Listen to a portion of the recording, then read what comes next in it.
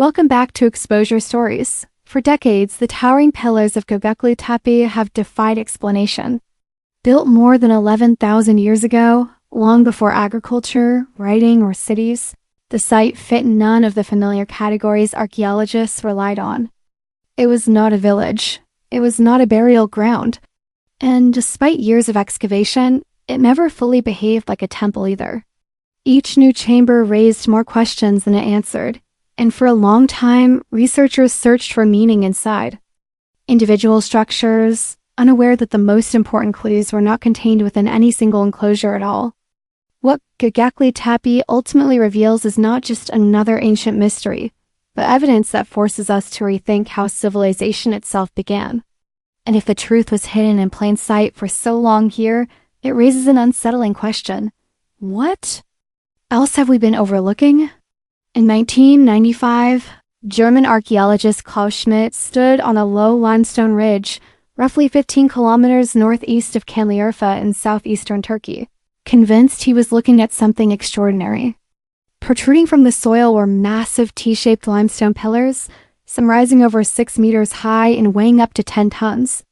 As excavations began, it became clear that these stones were arranged in circular enclosures, each ringed with pillars, and often centered around a towering pair.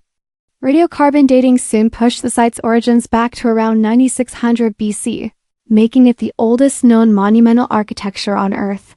Yet from the very beginning, Göbekli Tepe presented a paradox.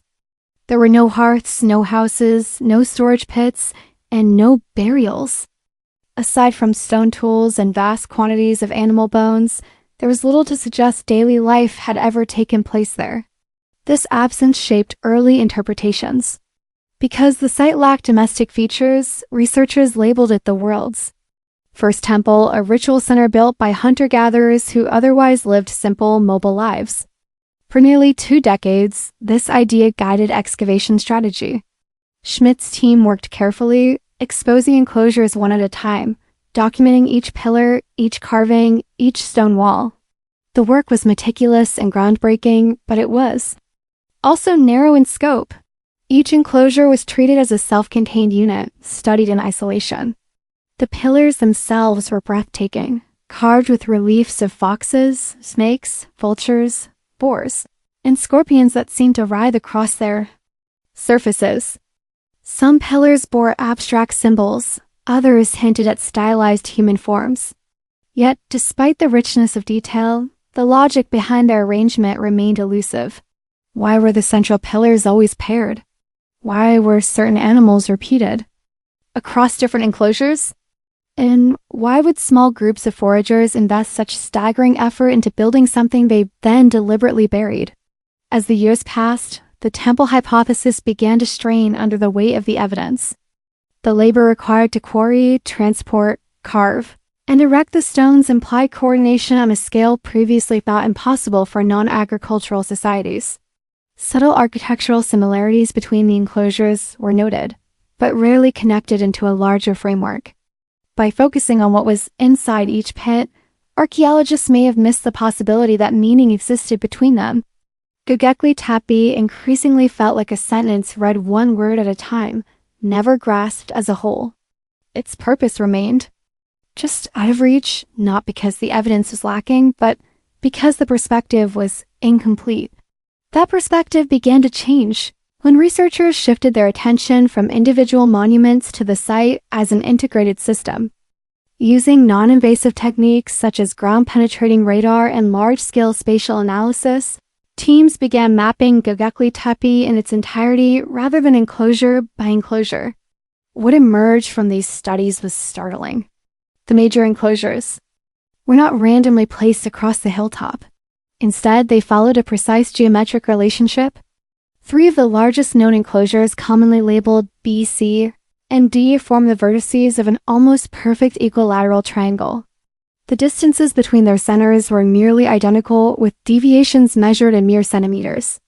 In a landscape of uneven bedrock and natural slopes, such precision could not be accidental. The implications were profound. This meant the builders were not simply adding structures as needed. They were working from an overarching plan. The orientations of the central pillars reinforce this conclusion. Several pillars shared a consistent alignment, deviating from true north by roughly 10 degrees, a pattern too regular to dismiss as chance. Enclosure D, the largest and most elaborate, appeared to anchor the layout, suggesting a hierarchy within the design.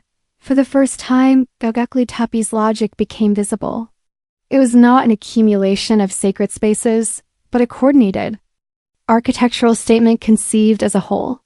Hunter-gatherers, armed with stone tools and oral tradition alone, had executed a project requiring measurement, planning, and shared rules maintained over generations. This broader pattern cast the site's carvings in a new light as well. Long described as enigmatic or purely symbolic, the animal reliefs began to show signs of systematic placement. Detailed cataloging revealed that certain creatures consistently appeared in specific positions. Vultures, for example, were often carved high on pillars facing east, aligning with the rising sun at particular times of year. Scorpions tended to appear lower on southern faces, frequently associated with foxes or wild cattle. These combinations repeated across enclosures, suggesting an internal grammar rather than decorative whim. Rather than telling stories, the carvings may have conveyed information markers of time, season, or ritual sequence in a world without writing. One of the most intriguing finds supporting this idea was a carved human figure discovered between major enclosures. Unlike the towering pillars, this figure was smaller, horizontal, and deliberately placed. Its eyes, inlaid with shell, stared upward, and wear patterns suggested it had been handled repeatedly before being buried.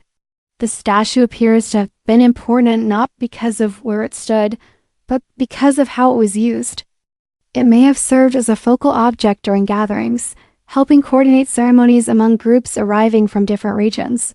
When viewed alongside the pattern carvings and geometric layout, it strengthens the idea that Göbekli Tepe functioned as a complex system of signals, visual cues that organized collective action, belief, and timekeeping. The final chapter of Göbekli Tepe is perhaps the most revealing. The site was not abandoned or left to decay. It was intentionally buried. Each enclosure was carefully filled with fine limestone rubble, mixed with charcoal and debris, sealed beneath thousands of tons of stone. The fill layers are remarkably uniform, showing no signs of gradual collapse or long-term exposure. Radiocarbon dating indicates that this massive effort occurred within a relatively short span of time. To bury even a single enclosure would have required hundreds of people working together. Across the entire site, the scale of cooperation rivals that of much later farming societies, yet Göbekli Tepe predates agriculture. There is no evidence of domesticated plants or animals, no fields, no permanent homes. What bound these people together was not food production, but shared purpose. Similar sites in the surrounding region, such as Karahan Tepe, show comparable architectural features and signs of deliberate burial, hinting at a broader cultural network united by common ideas. The decision to seal these monuments suggests not failure, but closure, a conscious ending of a tradition that had fulfilled its role. Göbekli Tepe ultimately rewrites the story of human origins. It shows that large-scale cooperation, abstract planning, and shared symbolic systems did not emerge as a consequence of agriculture. They came first. The stones on that Anatolian hill are not just remnants of ritual. They are evidence of minds, capable of organizing society around ideas rather than survival alone. Civilization did not stumble into existence by accident. It was imagined, coordinated, and built long before the first city walls rose. The real secret of Göbekli Tepe is not buried beneath limestone and soil. It lies in what it reveals about you.